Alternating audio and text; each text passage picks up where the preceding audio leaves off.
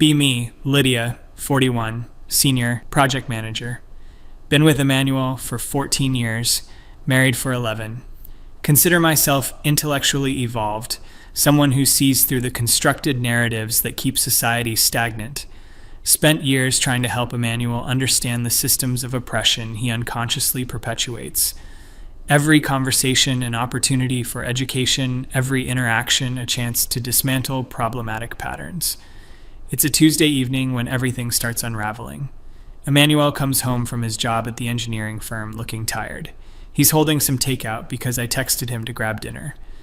I'm at the kitchen table with my laptop, finishing a report. He sets the food down and mentions he's thinking about joining a weekend softball league with guys from work. I don't even look up from my screen. Really? You want to spend your free time engaging in performative displays of athletic dominance with other men? That's the best use of your time? It stands there for a moment, silent. I thought it would be fun, maybe healthy to get some exercise and fun. It's socialized competition, Emmanuel. It's literally training grounds for aggressive masculine posturing. But sure, go bond over who can hit a ball the farthest. He sets down the bag harder than necessary. Can I just do something I enjoy without it being a political statement? I finally look up, feeling that familiar frustration rising. Everything is political, Emmanuel. Your refusal to examine why you're drawn to these activities is exactly the problem. You coast through life on default settings while some of us actually think critically. He walks away without responding. I hear the bedroom door close, feel vindicated, like I've stood my ground on something important. Open the takeout container and eat while scrolling through articles about workplace equity. This pattern has been our normal for years. Emmanuel would express interest in something. I'd deconstruct why that interest was problematic. Wanted to buy a sports car once, I gave him a 40-minute analysis of how car culture is tied to masculine inadequacy and environmental destruction.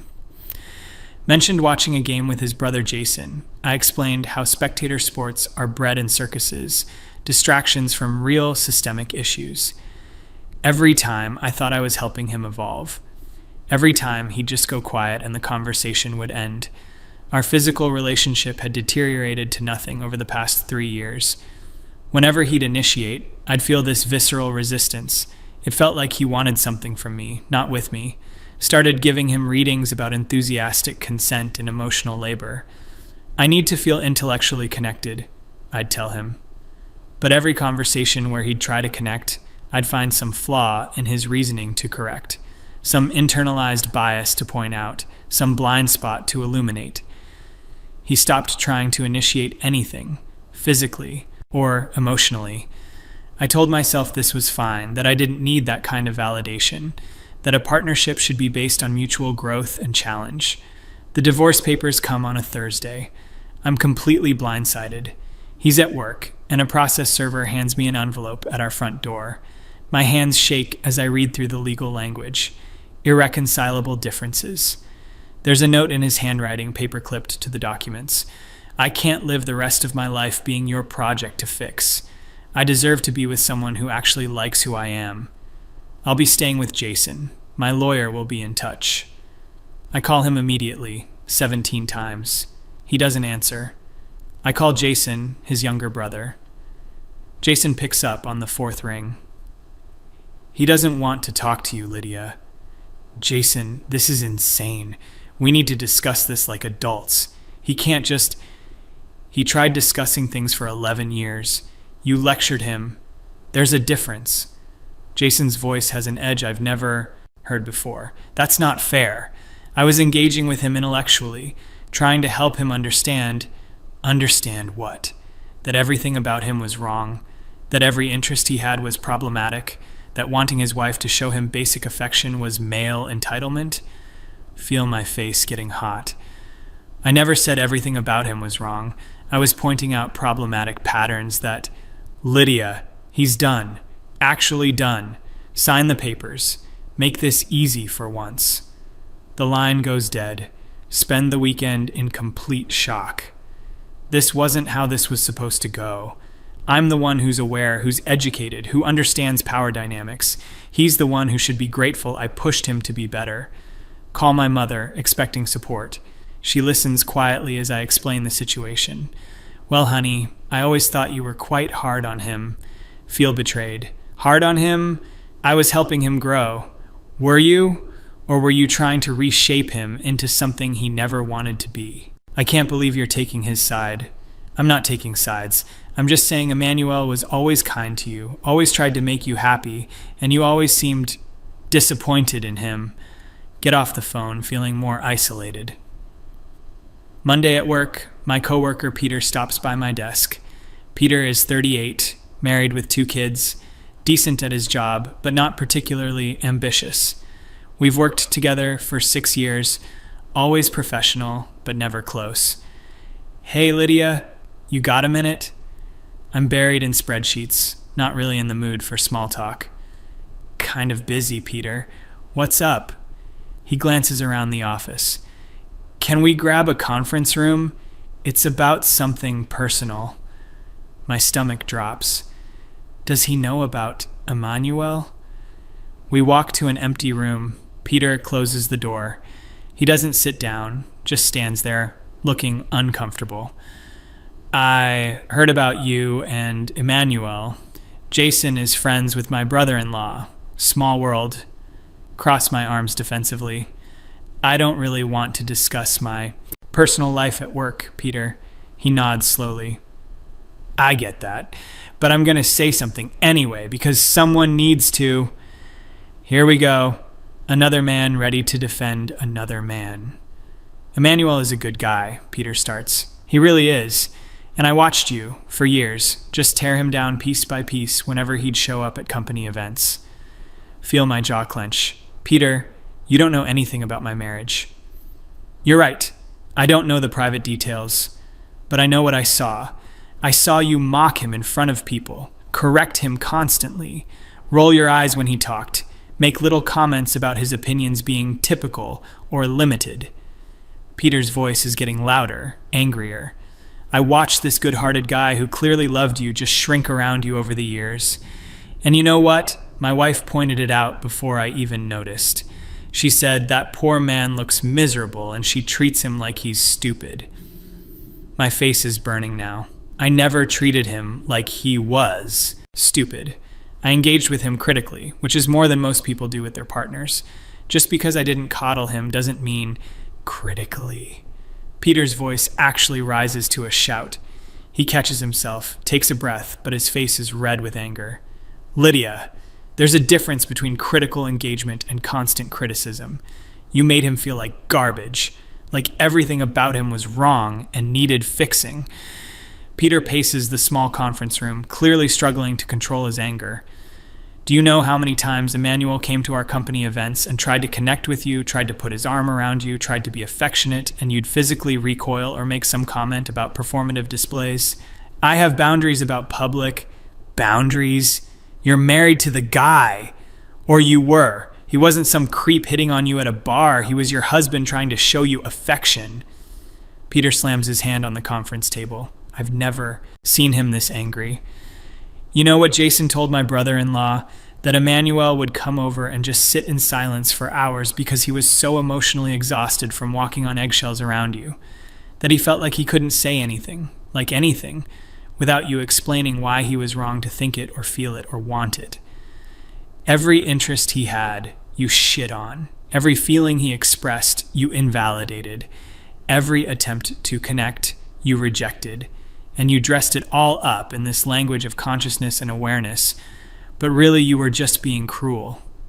Feel tears starting, which makes me angry at myself. That's not what I was doing. I was trying to make him think about things more deeply, to question the default programming that society. He didn't need to be fucking reprogrammed, Lydia. He needed to be loved. Peter's voice cracks a little. He needed a partner who respected him, who liked him, who didn't treat every conversation like a seminar where he was the remedial student. I'm crying now, trying to stay composed. You don't understand the dynamics, Peter. You don't understand what it's like to be the one who has to constantly educate, Educate? You weren't his teacher. You were supposed to be his wife. Peter runs his hands through his hair, trying to calm down. Listen to me. Really listen. Emmanuel didn't leave you because he's some regressive person who couldn't handle being challenged. He left you because you made him feel worthless, because you couldn't just let him be human, because you turned your marriage into an ongoing performance of your intellectual superiority. Long silence. Peter's breathing hard, still visibly angry. Jason says Emmanuel is already seeing someone. Some woman he met at a coffee shop. And apparently he's happier than Jason's seen him in a decade. Feel like I've been punched. It's been less than 3 months. Yeah, 3 months, and he's already more alive than he was in 11 years with you. What does that tell you? Peter heads toward the door, then turns back. You're brilliant at your job, Lydia. Genuinely brilliant. But you destroyed that man's spirit, and I hope whoever he's with now actually appreciates him. Sign the papers. Let him be happy. He leaves me alone in the conference room. I sit there for 20 minutes, trying to process. Spend the next week in a fog. Work suffers. I can barely concentrate. Keep replaying Peter's words. Keep thinking about Emmanuel being with someone else already. Someone young, probably. Someone who isn't as aware as I am. Someone who won't challenge him to grow. The anger starts building. How dare he move on so quickly? How dare he not even try to fix things? We were together for 14 years and he replaces me in 3 months. 2 weeks later, I'm getting coffee near my office. See Emmanuel through the window of a cafe. He's with a woman. She's young, definitely younger than me. Long brown hair, wearing a sundress, laughing at something he said. He looks light. There's this expression on his face I haven't seen in years. Genuine happiness. His whole body language is different. Relaxed. Open. The woman touches his arm while she talks. He covers her hand with his, smiling. Feel this surge of rage and grief so intense I can barely breathe. Without thinking, I walk into the cafe. Emmanuel sees me immediately. His face changes, the lightness disappearing. Lydia. His voice is flat, guarded. The woman looks between us, confused. Hi. Sorry to interrupt. Emmanuel, can we talk? Just for a minute? He exchanges a glance with the woman. This is Sophie. Sophie. This is Lydia, Lydia. Can't even call me his ex-wife yet. The divorce isn't final. Sophie extends her hand with a friendly smile. Nice to meet you. She seems sweet. She seems young. Shake her hand limply. How old are you, Sophie? Emmanuel closes his eyes. Lydia, don't. Sophie looks uncertain but answers. I'm 28. 13 years younger than me. Emmanuel is 39, so 11 years younger than him too. Laugh bitterly. Of course you are. Lydia, we're having a private conversation. Please. Emmanuel's voice has an edge I've rarely heard. Private? You're in a public cafe, and I think I deserve an explanation for how you moved on so quickly from a 14-year relationship. Sophie stands up gracefully.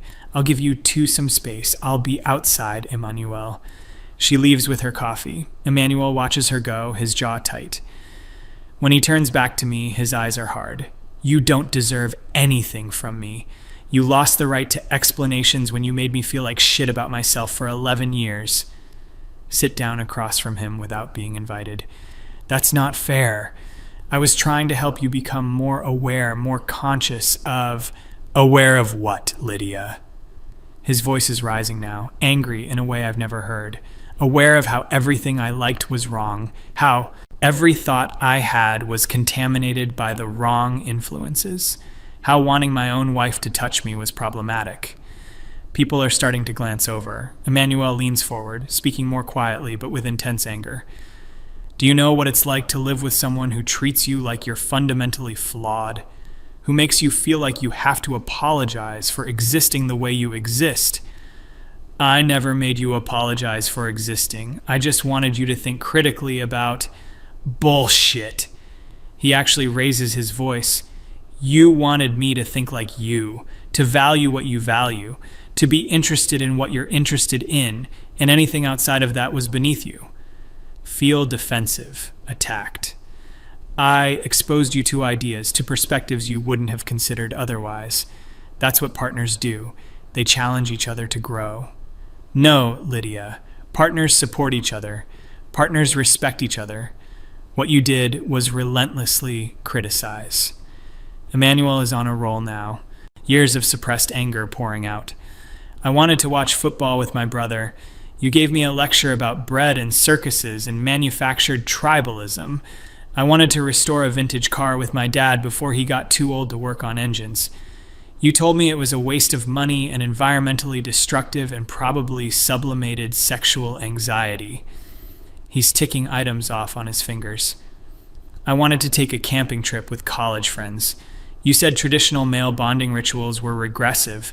I wanted to surprise you with a weekend getaway. You said spontaneous romance was a patriarchal script. I wanted to make love to my wife.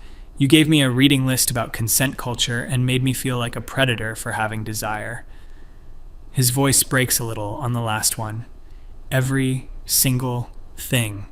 I wanted or felt or thought you had some framework to explain why it was limited or problematic or unexamined.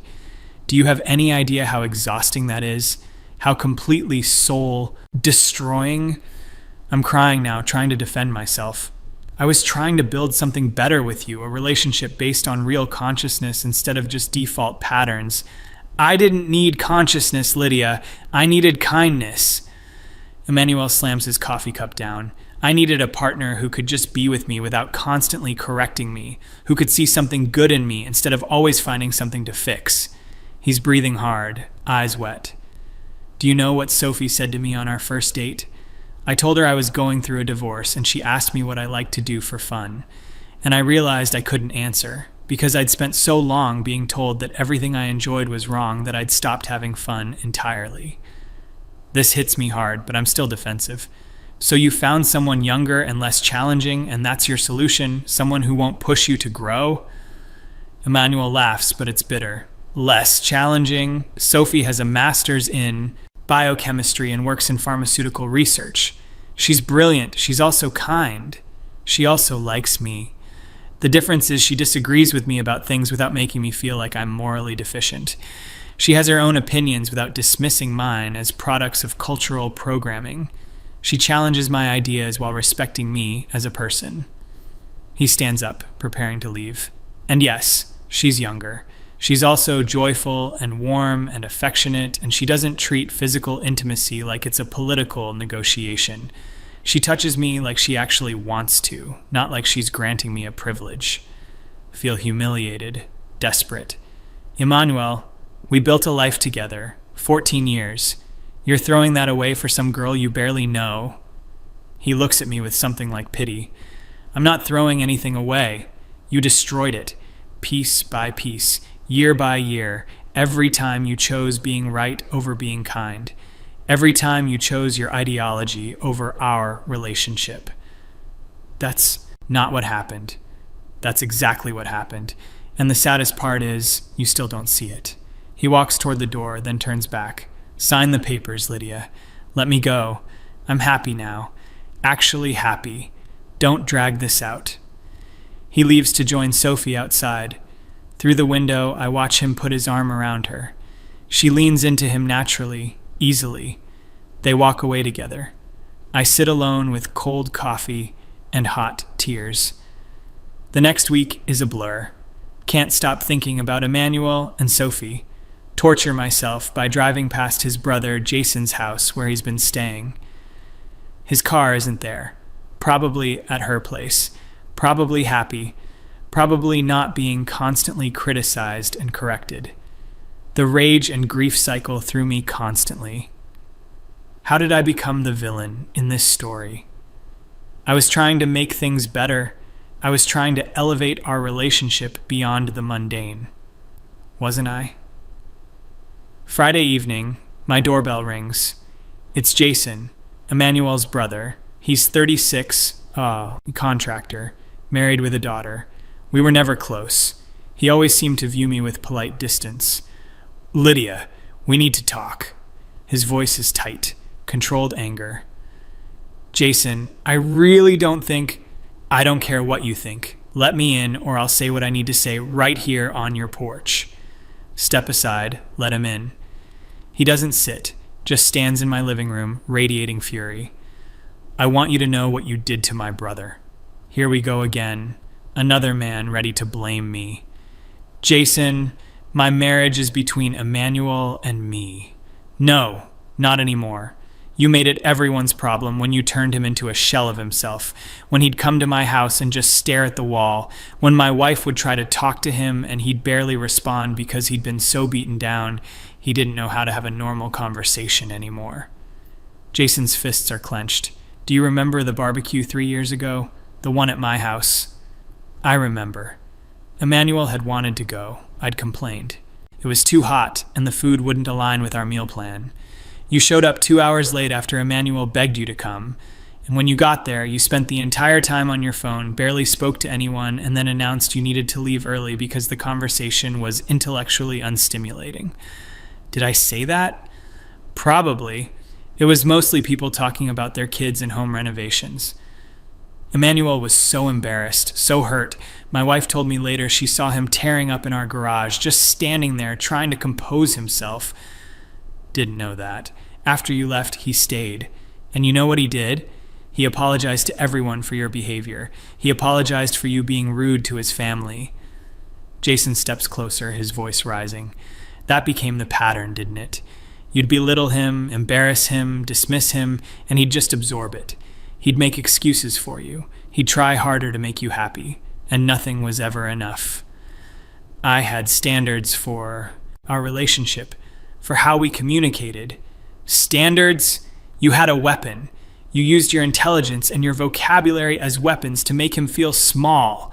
Jason is shouting now, face red. My brother is a good man. He's kind and thoughtful, and he works hard, and he deserved a partner who appreciated those things. Instead, he got you, constantly telling him that his goodness didn't matter because he hadn't examined the right theoretical frameworks. Feel cornered, attacked. I was trying to build something meaningful, something examined. You were trying to build a monument to yourself, to your superiority, and you used him as the foundation. Jason paces my living room, too angry to stand still. Let me tell you about Sophie, since I know you met her. She came to dinner at my house last week with Emmanuel. You want to know what she did? Don't want to hear this, but can't stop him. She brought my daughter a book about women in science. They talked for an hour about chemistry and biology, and she explained things in a way an 8-year-old could understand. She helped my wife clean up after dinner without being asked. She laughed at my stupid jokes, and most importantly, he pauses for emphasis. She looked at my brother like he hung the fucking moon, like she was grateful to be there with him. When he talked, she listened, actually listened, didn't wait for her turn to correct him. Every word is a knife. And you know what Emmanuel did? He smiled.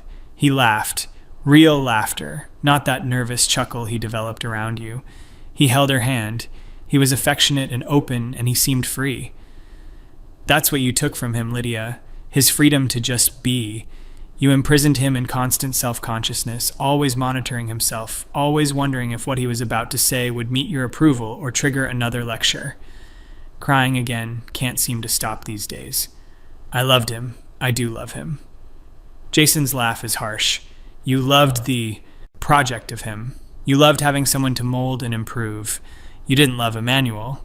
You didn't even like Emmanuel.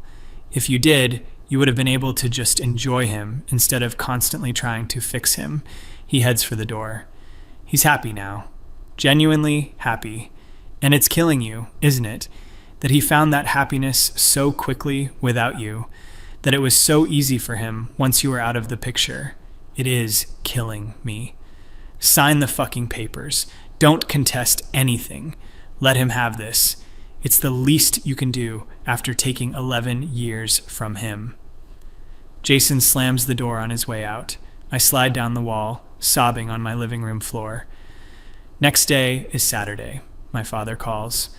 William, he's 68, retired from teaching history. He was always progressive, thoughtful, raised me to think critically. We've always had good conversations. Lydia, sweetheart, your mother told me about Emmanuel. Can I come over? Need to see a friendly face. Yes, please.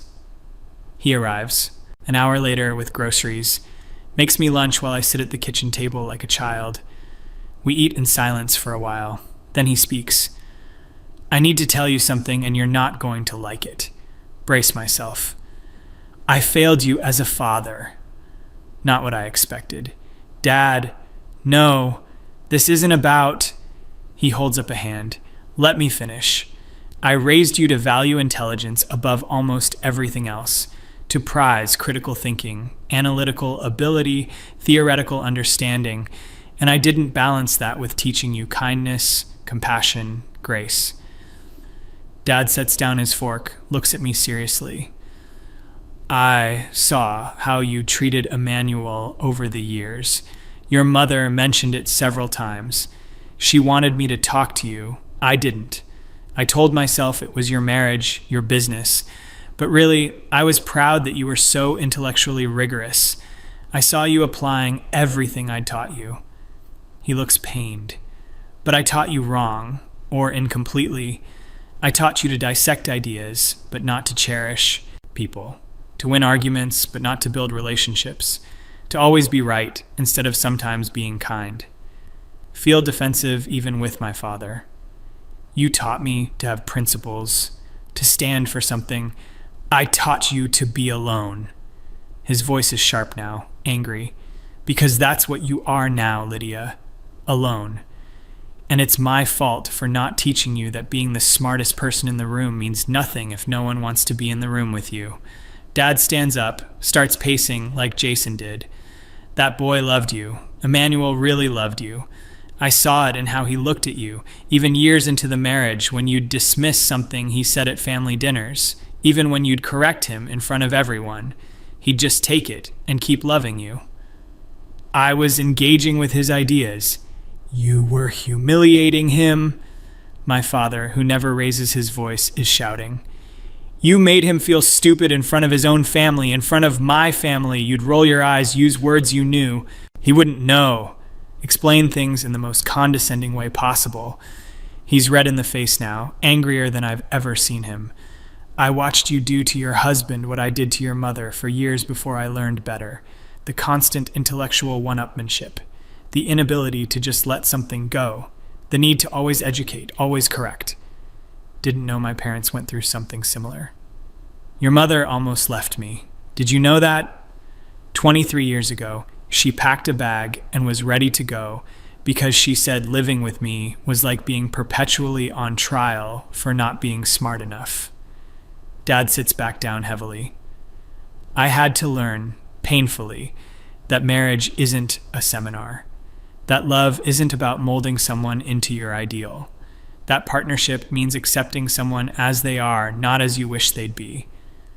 But Emmanuel had blind spots, real blind spots about, so do you. Dad slams his hand on the table. You have massive blind spots. You're so focused on theoretical frameworks that you miss actual human needs. You're so committed to being evolved that you've lost basic human warmth. He's breathing hard, trying to calm down. Emmanuel didn't need consciousness raising, Lydia. He needed a wife who'd watch a game with him sometimes, even if she found it boring. Who'd let him restore a car because it made him happy.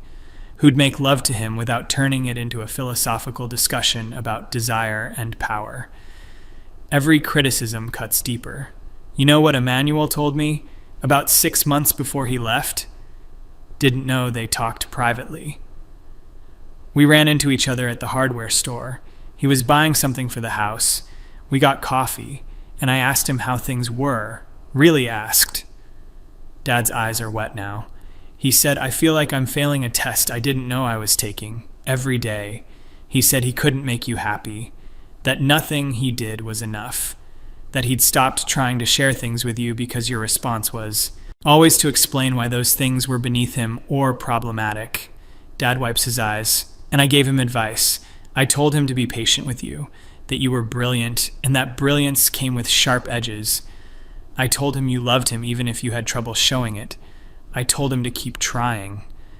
He looks at me with disappointment. I was wrong. I should have told him to leave, to find someone who actually appreciated him. Because you didn't, Lydia. You saw him as a project, not a person. Long silence. Dad composes himself. Your mother and I met Sophie. Emmanuel brought her to lunch last week. Feel betrayed. You met her. She's lovely, warm, intelligent, kind. She teaches weekend science workshops for underprivileged kids in her spare time. She's published research in major journals, and she treats your husband, your ex-husband, like he's precious. The word precious breaks something in me. During lunch, Emmanuel mentioned he was thinking about finally taking that trip to New Zealand he'd always talked about, the one you said was environmentally irresponsible and touristy. Do you know what Sophie said? Don't want to hear this. She said, that sounds amazing. We should start planning it. Just like that. Enthusiasm, support, no lecture. Dad stands to leave. I'm disappointed in you. Deeply disappointed. Not because your marriage ended, but because of why it ended. Because you couldn't love someone without trying to remake them. Because you valued being right over being kind. He stops at the door. Sign the papers. Let him go.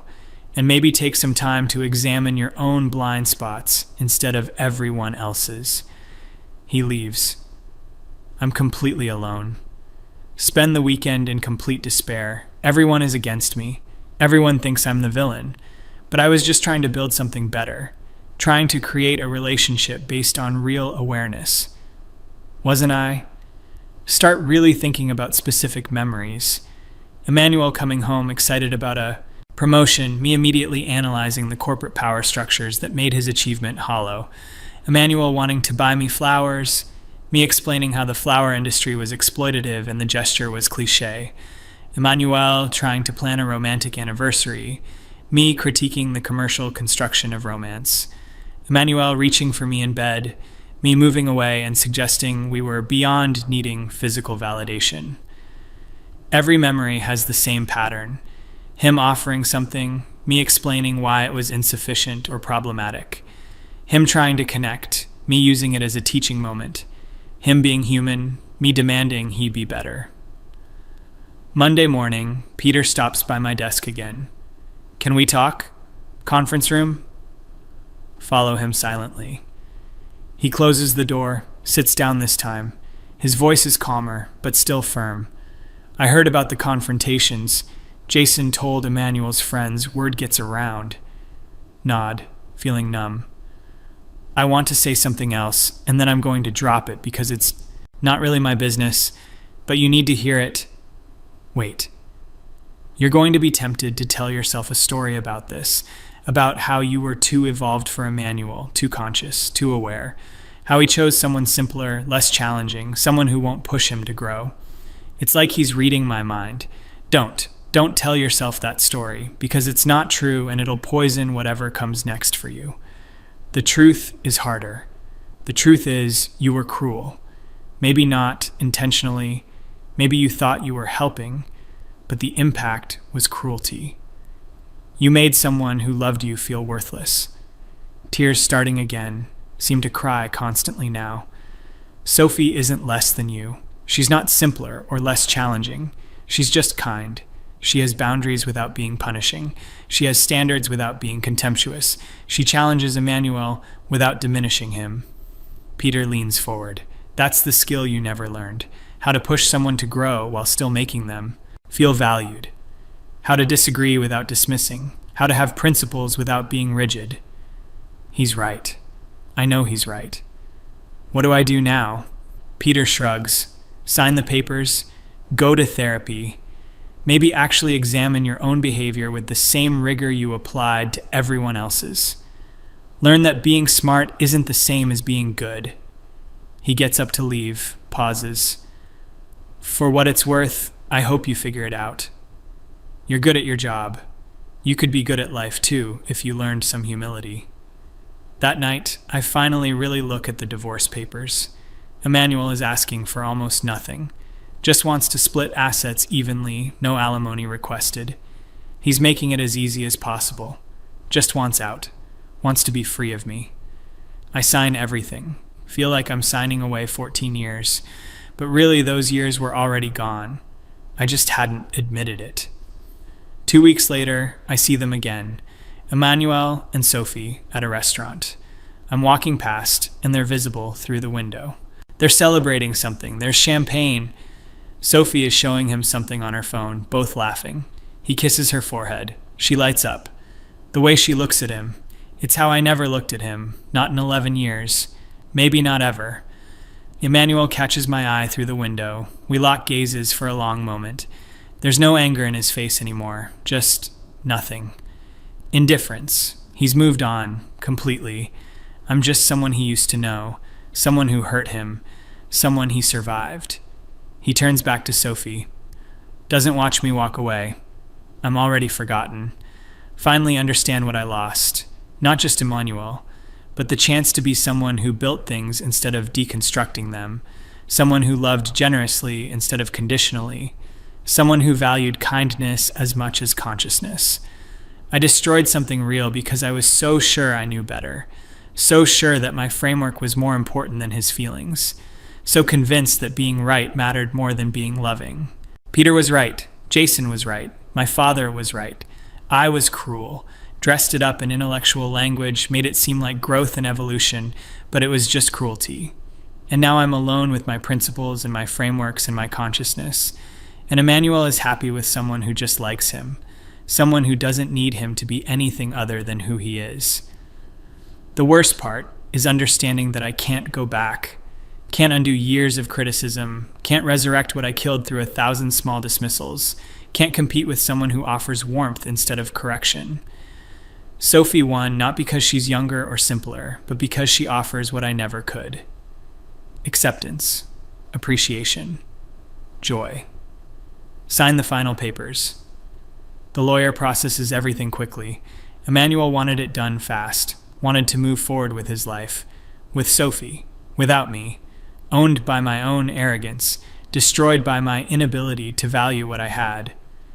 The smart, aware, conscious woman, alone in her principles, while her ex-husband builds something beautiful with someone who understood what I never did. That love isn't about perfecting someone, it's about cherishing them, and I learned it too late.